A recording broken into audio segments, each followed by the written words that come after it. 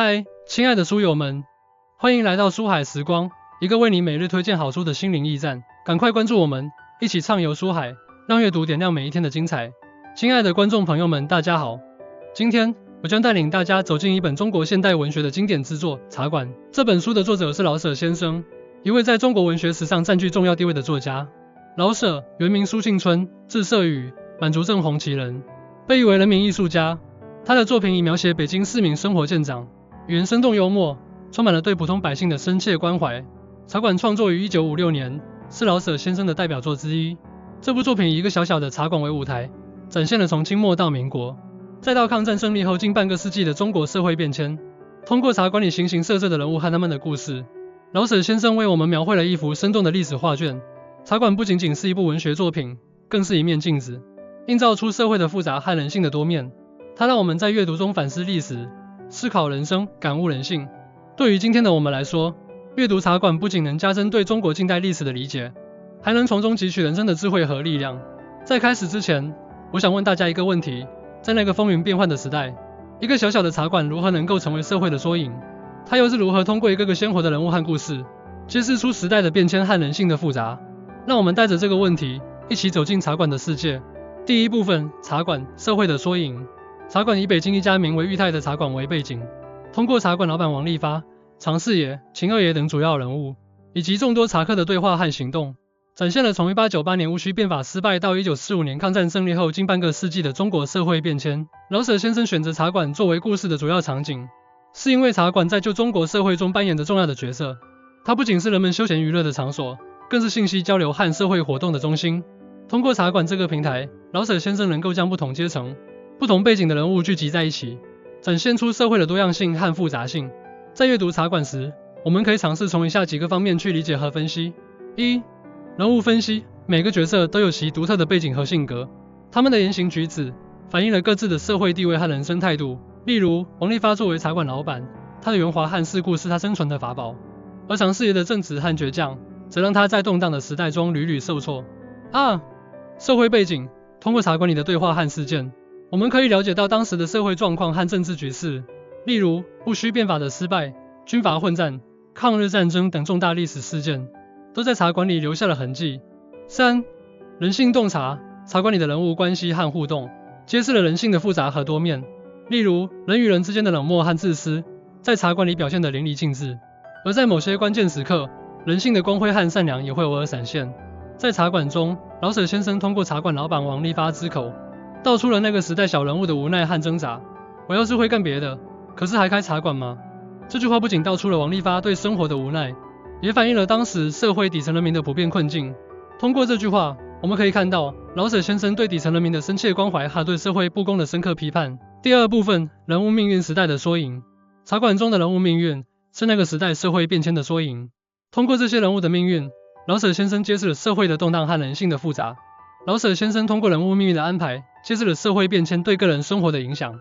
例如，常四爷的正直和倔强让他屡屡受挫，秦二爷的改革理想最终化为泡影，王利发的圆滑和世故也未能让他逃脱悲剧的命运。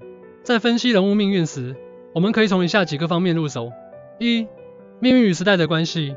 人物命运的变化往往与时代背景密切相关。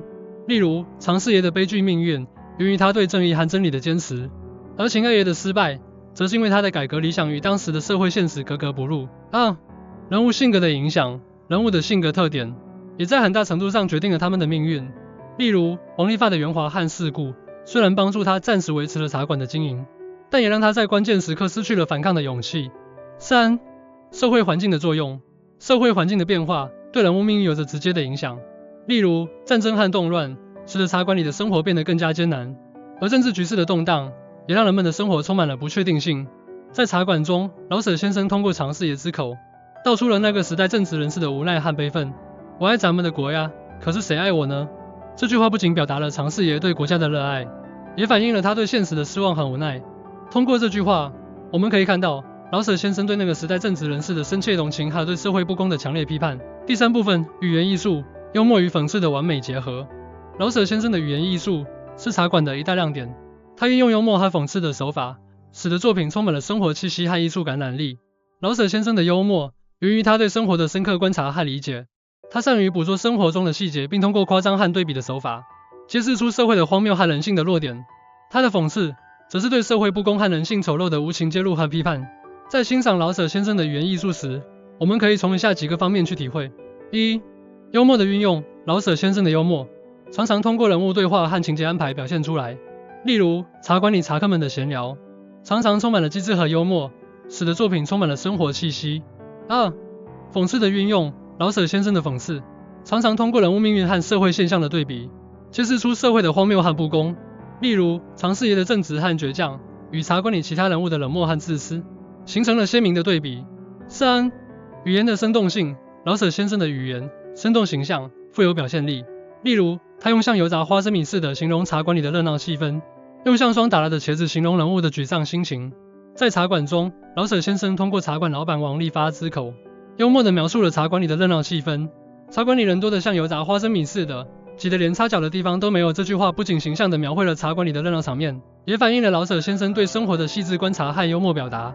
通过以上对茶馆的介绍，我们可以看到，这本书不仅是一部文学作品，更是一面镜子，映照出社会的复杂和人性的多面。它通过一个个鲜活的人物和故事，揭示了时代的变迁和人性的复杂。亲爱的观众朋友们，如果你还没有读过茶馆，我强烈推荐你去阅读这本书。它不仅能加深你对历史的理解，还能让你在阅读中反思人生，感悟人性。相信在阅读之后，你会对生活有更深刻的认识，对人性有更深刻的理解。让我们一起走进茶馆的世界，去感受那个时代的风云变幻，去体会人性的复杂和多面。